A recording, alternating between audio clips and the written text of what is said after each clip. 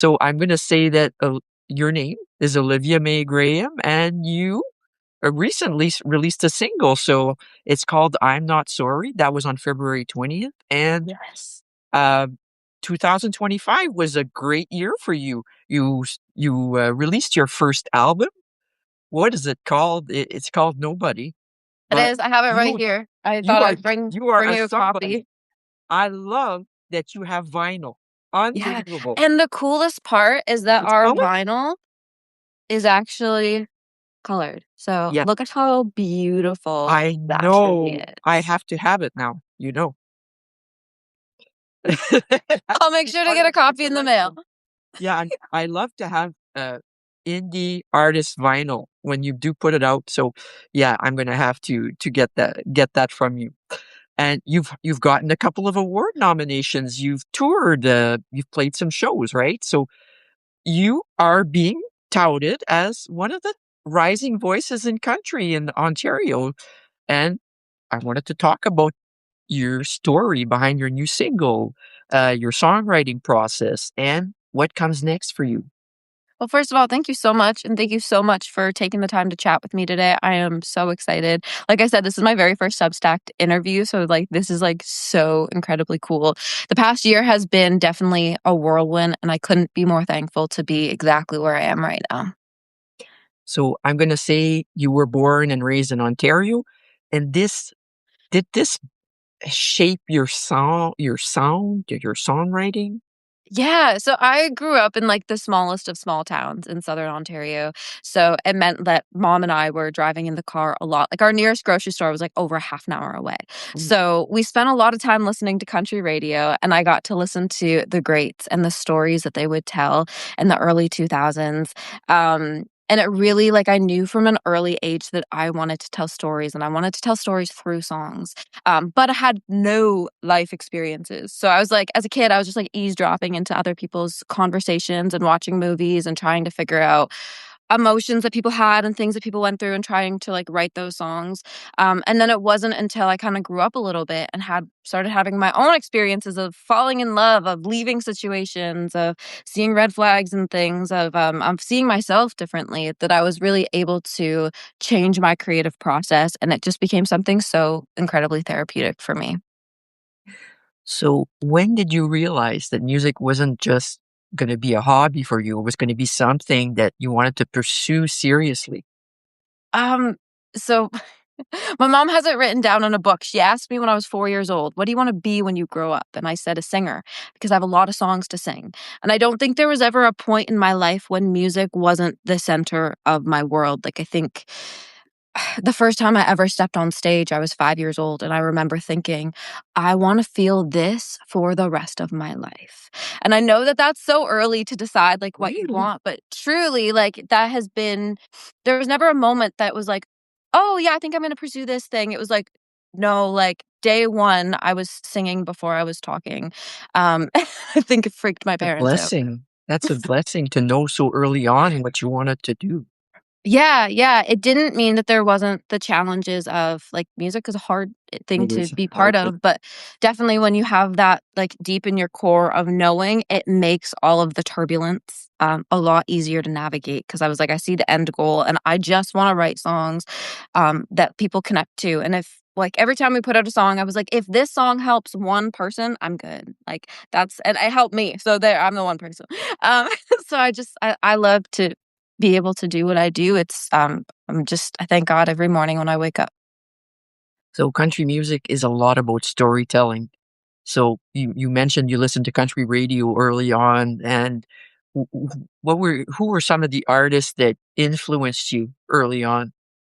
I mean, who weren't? Like, there's just so many incredible songs and incredible stories. I think for me, I'm super fascinating with songwriting at its core, and somebody who I fell in love with early on was Tracy Chapman, and just the way that she could write a song that didn't age over generations. Like, look at Fast Car right now, and So Luke true. Combs just like, yeah, it completely, it just resonates with different generations of people. Jim Croce is another huge one, Dolly Parton. Like, the way that they can craft a song that so many people relate to, um, over such a long period of time has always fascinated me, and I was like, "That's what I wanna do." Yeah, you mentioned some greats there. I love them all. I really do. Uh, I think of Tracy Chapman early in the '80s and the video. I still see it. So I was an MTV. Grew up on MTV, watching MTV, and I got into country later in life, and Okay. I'm enjoying. I have to say, Loretta for me, Loretta Lynn was like, and it still is Loretta. Yeah. So Patsy Cline, I mean, there's, like, Patsy. yeah, I was really fortunate because I grew up, it being from a really small town. One of the neighboring towns was Delhi, and they had this theater called the Backstage Capitol, so there was a lot of tribute shows that came through the Backstage Capitol. So early on, I got to open up for, like, the Patsy Cline tribute show, or I actually got the Oh, chance to open for Gordy Tapp when I was 13 years old. I was on, like, a tribute show for, like, the Ed Sullivan Show. So early on, I got to be, exposed to so many of those classics and to just hear the songs and to hear how see how people in the room, like, resonate with them, like, that was a really I think it shaped a lot of who I wanted to be as an artist. yes, it's so nice to hear all this. I'm gonna say the new single though, I'm Not Sorry. It, the lyrics, when hanging on becomes holding back. What inspired that line? So, for me, songwriting has always been such a huge therapeutic thing, and typically, I would go through something, and then I would write a song about it, and then and that was kind of, like, always the process of, oh, I'd have this situation, and then I'd write a song about it. I had, a song I wrote called Mean Girls, and, I was inspired, and then I wrote the song.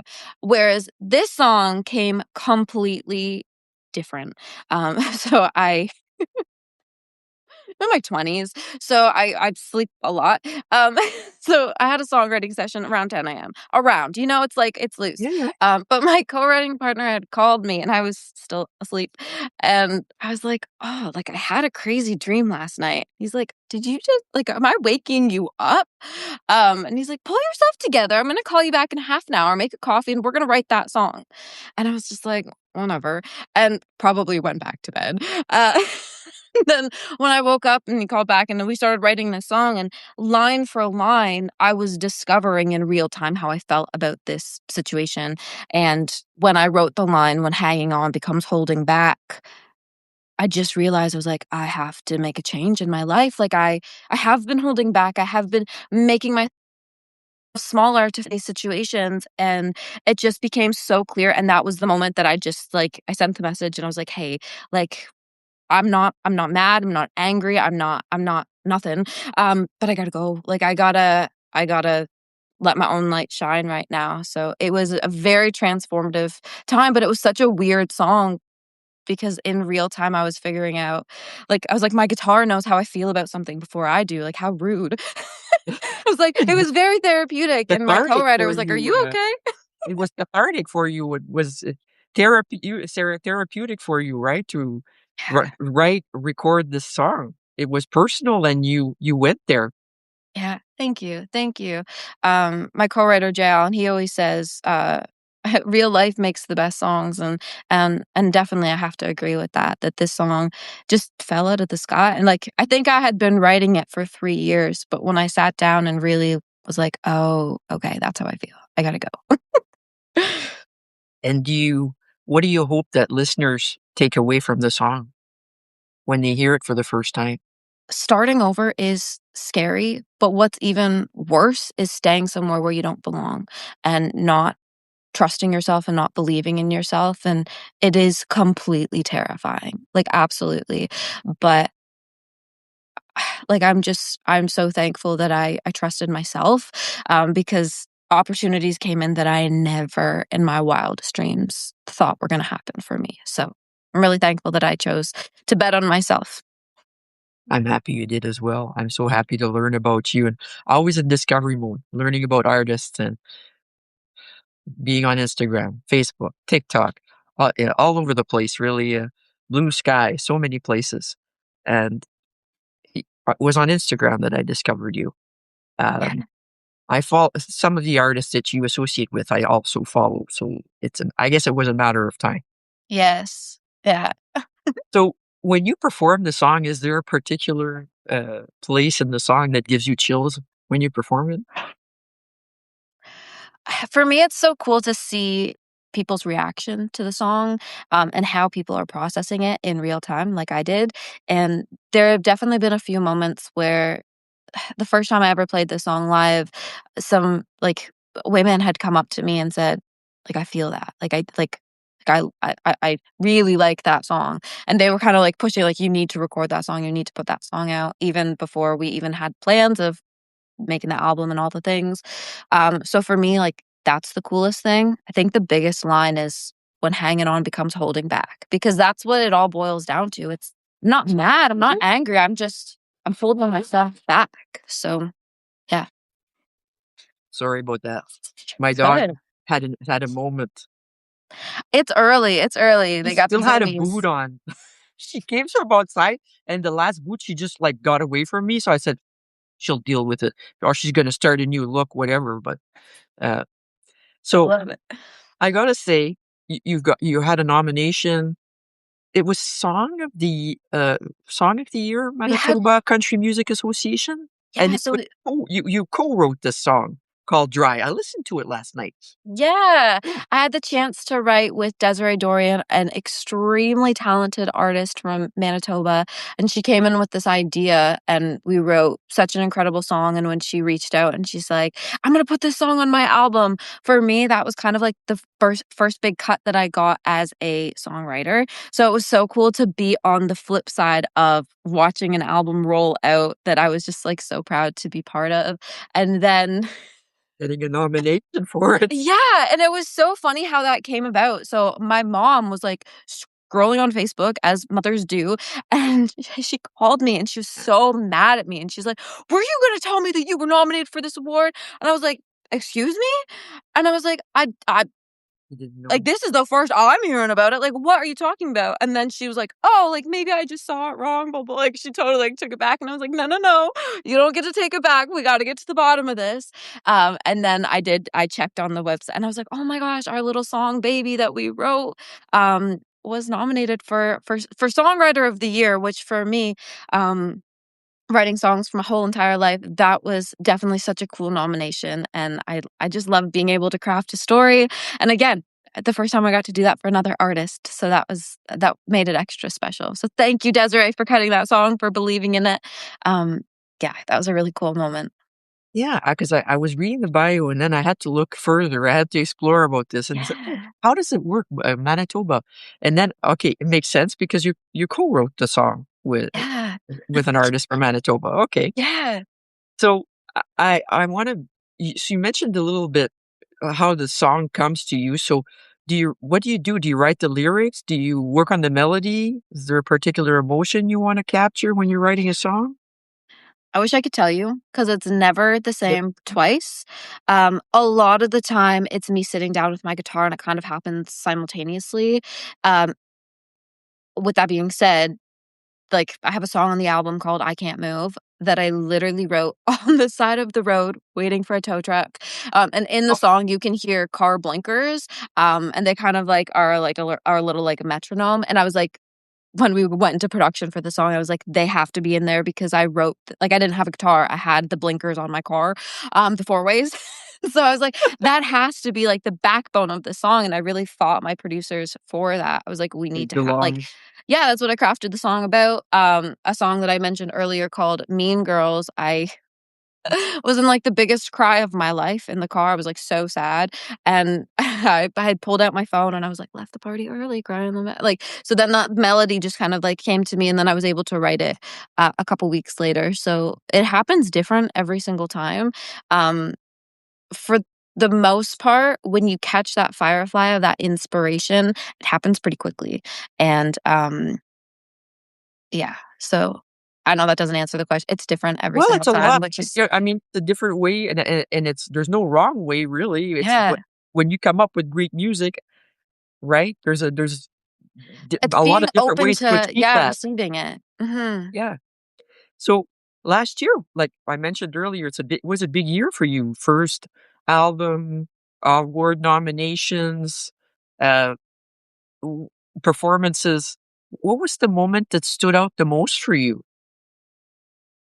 I think when we unboxed the CDs for the very first time and actually being able to like, I've made music my whole life, and being able to hold it like this Physical right here. product. Yes, Yeah, and being able to listen to it and to just, like, lay down on the living room floor and say, like, "I did that." that's my And yeah, every time I get sad and I'm like, "Oh, music is so hard, like, I am so frustrated," I just hold this and I was like, "I did that." Like, I made this whole thing.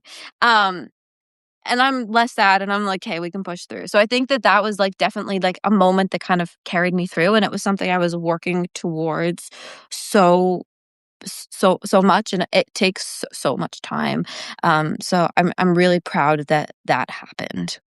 well, that's great to hear, and I'm so happy you put out vinyl too. That's to me, like, that was one of the the reasons I'm interviewing you is because of that.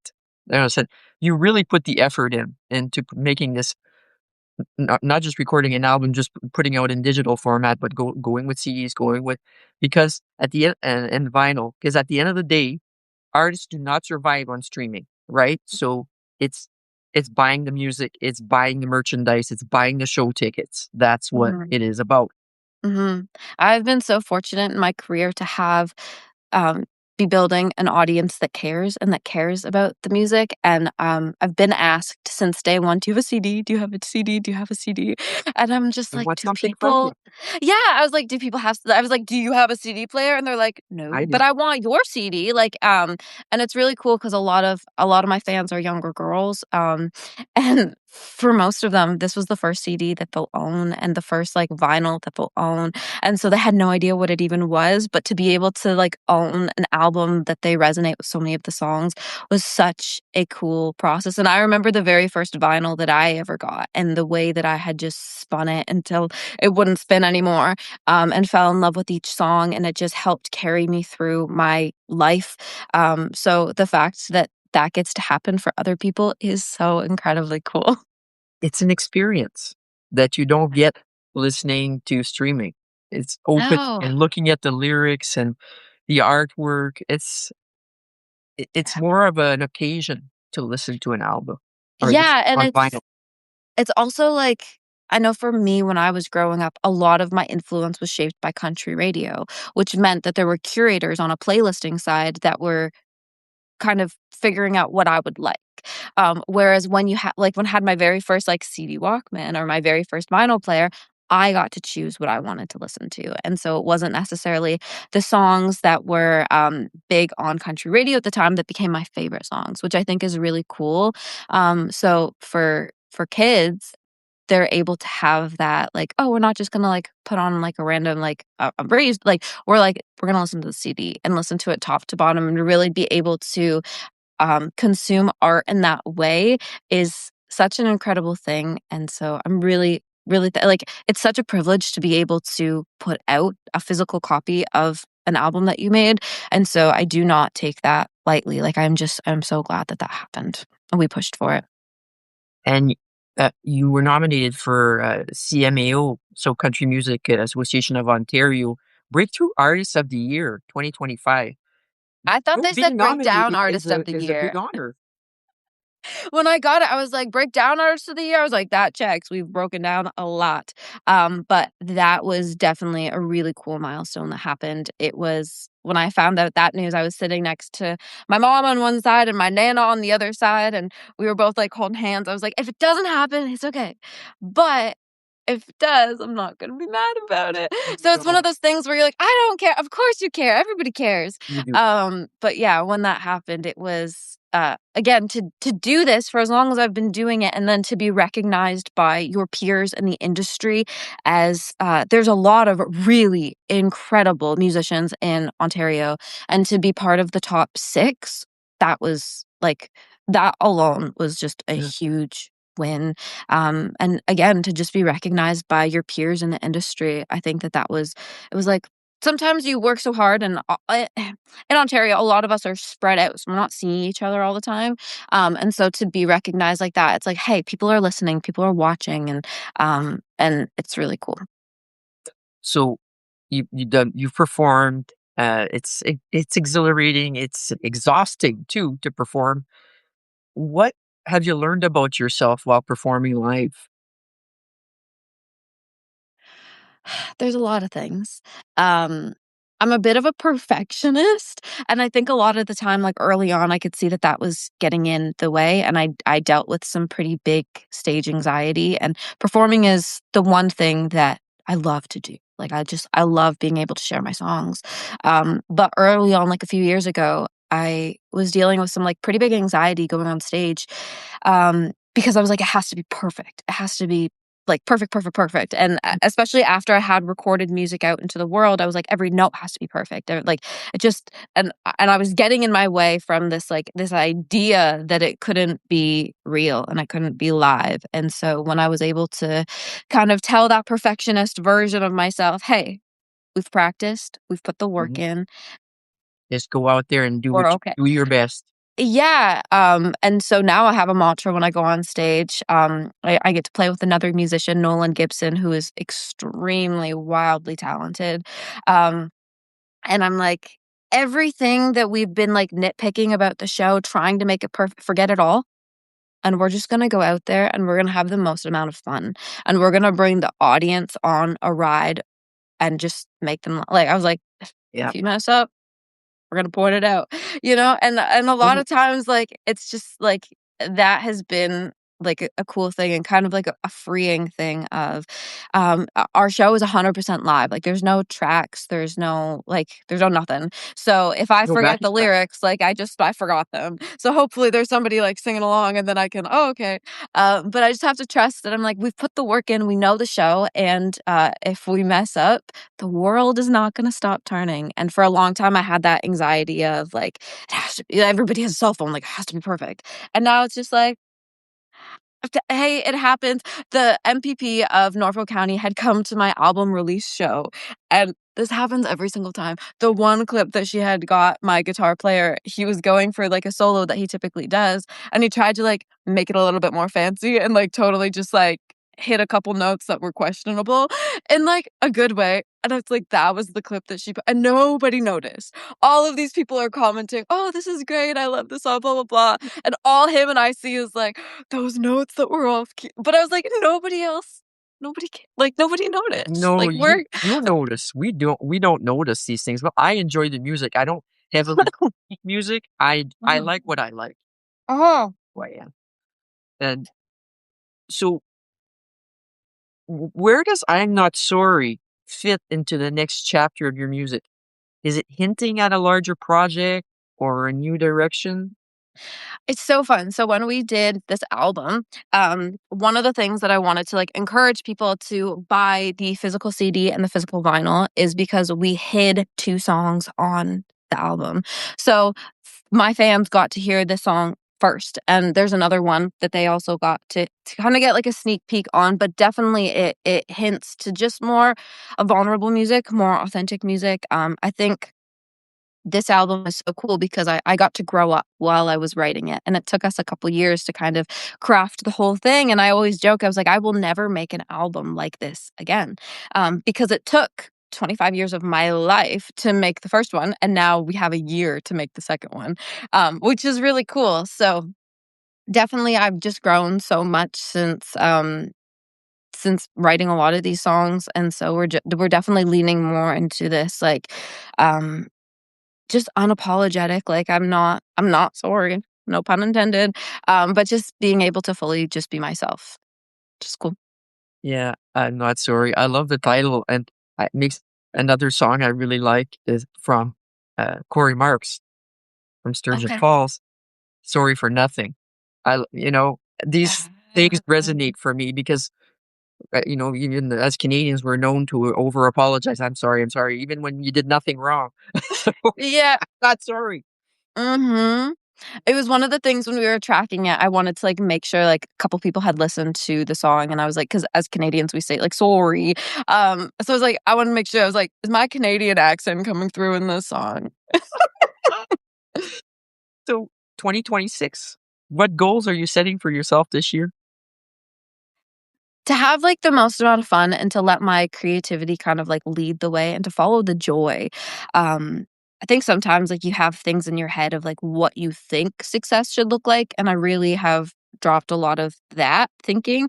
And I'm just like, how do we connect with as many audiences as possible? How do we tour as much as we can and bring the music to the people who need to hear it? And all while having fun and enjoying the process. Because as you mentioned before, like sometimes touring and being on stage can be taxing on your body, on your mental health. And I'm like, how can we just take it one step at a time and really just follow the joy is what I've been doing. So I love hearing that. And if somebody is listening to you, Olivia Mae Graham, for the first time, what song should they listen to first? all of them, All of them. top to bottom. No, The whole album. Get the vinyl. the whole album. Like, what are you doing? It's Yeah. like 43 minutes. Just sit down. Um, Oh gosh, there are so many. It depends on how you wanna feel. Nobody, the title track of the album, is definitely about it's more of like a feel good, like if you wanna dance. And it's a song that I wrote about just loving the people that I get to work with day in, day in the industry, and just the people that just kind of understand you in a way that, other people won't. So I think that's one if you want to feel good. If you wanna cry, there's a bunch. Just depends on where you are. If you're broken down in your car, I Can't Move, great option. If you're sad, Mean Girls, another great option. If you're learning to love yourself, pretty different, which is a really special one. That's a song that connects with like a lot of audiences in different ways, and it's always fun to write a song that when you look out in the crowd, people are crying. And I always joke, I was like, I'm a pretty happy person, but I want to make you cry. Um, and so it's always fun. That's a good one. That's one that, I need to be reminded of a lot, as much as I wrote it and I believe what I'm singing, it's also like, it's something that I need to hear constantly. But there's not a song on the record that I don't love and that I'm not extremely proud of. Every song has served such a specific purpose, but yeah, there's a lot. There's a range for sure. So tomorrow I'm attending a women's empowerment session, photo session, and we're coming up with a playlist of songs we want to have during this, to hype ourselves up. So I'm thinking Pretty Different would be something that we should add to the playlist. Absolutely. Yeah. I would add that one. Yeah, that Yeah. one's No, one of my favorites. I'm glad to hear this. Yeah. Yeah. It's it's a lot of fun. Mhm. So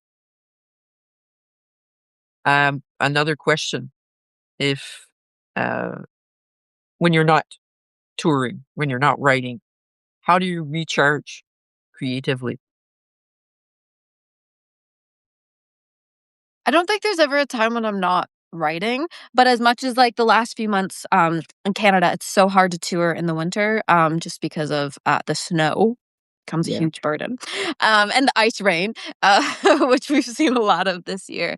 But definitely for me, just connecting with myself and just being present with, how I feel about things, and also, like, being inspired by different outlets. Like, I like to, watch movies that really inspire me or TV shows. I'm rewatching Grey's Anatomy right now, to pass the time, but to just be really present with how I'm feeling about certain situations and kind of like reconnecting with yourself is almost like disconnecting from the rest of the world and kind of like, yeah, social media and all of that stuff, trying to stay off it as much as possible. And yeah, just being really present with myself and figuring out, okay, like it's so cool because we just put out an album and I was like, oh, this is so fun. Like I worked my whole life for this. What's next? And I'm constantly like, what's next? Like, what can we do next? How do we make the next one better?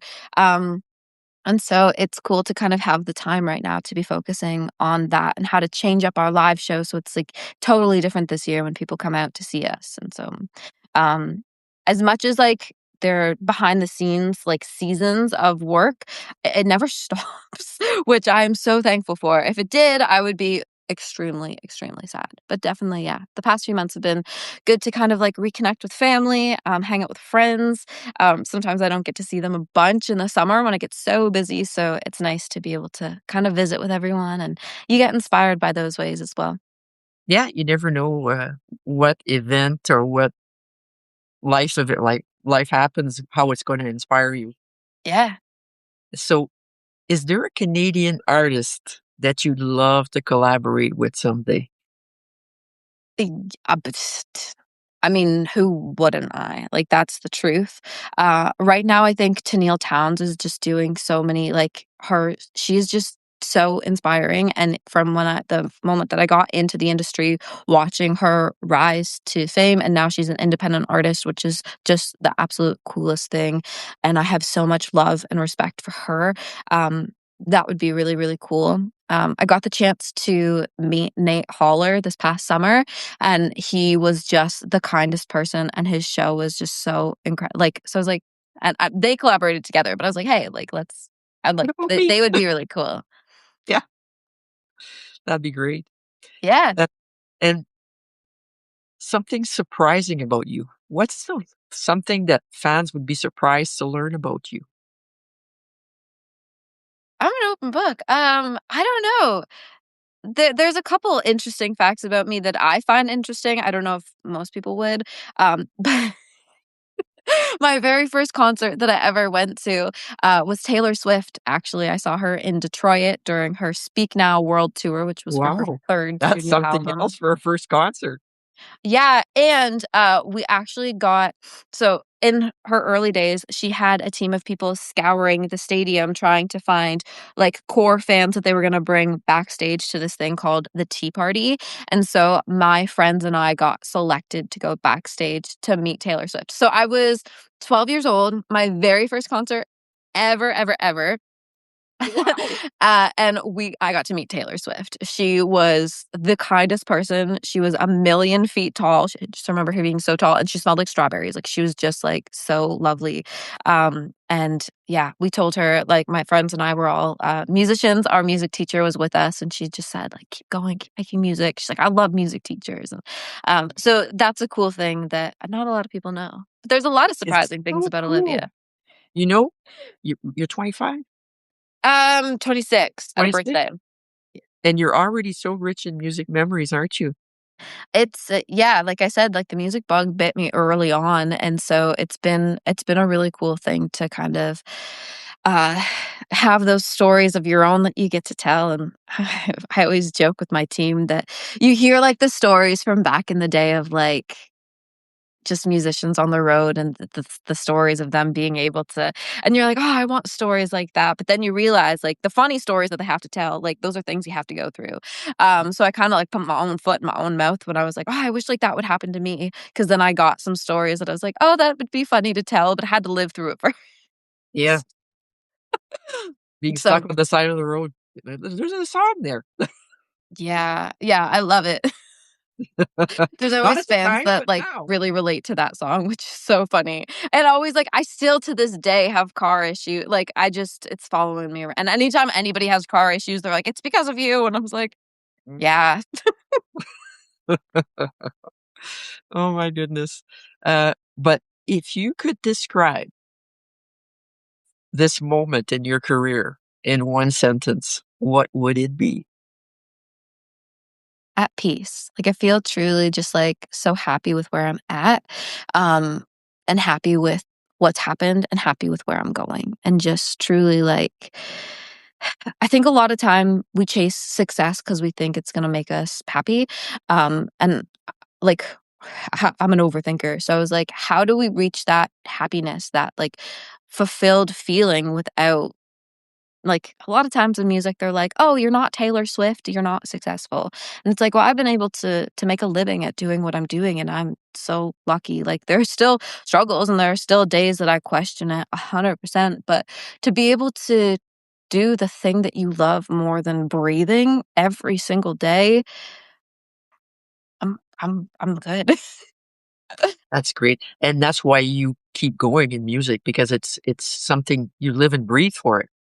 Yeah, it's not something that I want to do, it's something I have to You do. have Yeah, and so Yep, that's, it's like yeah. when you wanna do something, you try and stop me. Yeah, yeah. I love that.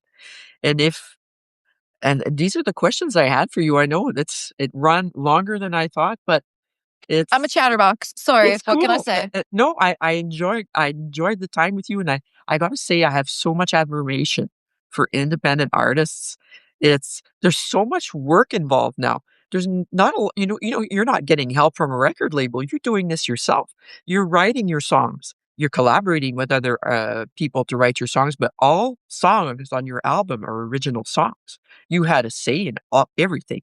So, at the end of the day, you have creative control over your music, and you're doing it on your own. You're running your social media, right? You're doing all the things a lot on your own.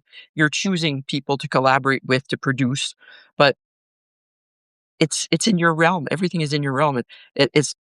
People who have made it big, they didn't have to deal with all this. You are doing all the things. I have so much admiration, and I really wish you much success, and I'm looking forward to hearing more from you, and I have to say I've been listening to your album, and I listened to it again last night, and now I have to say I'm gonna get the vinyl. I have to. Alright, well, we'll This make for sure the we send one car. in the I need the mail. CD too, right, because for the car. Perfect, I perfect, still have yeah. an old car that runs CDs, so there you go. I love it. That's so fun.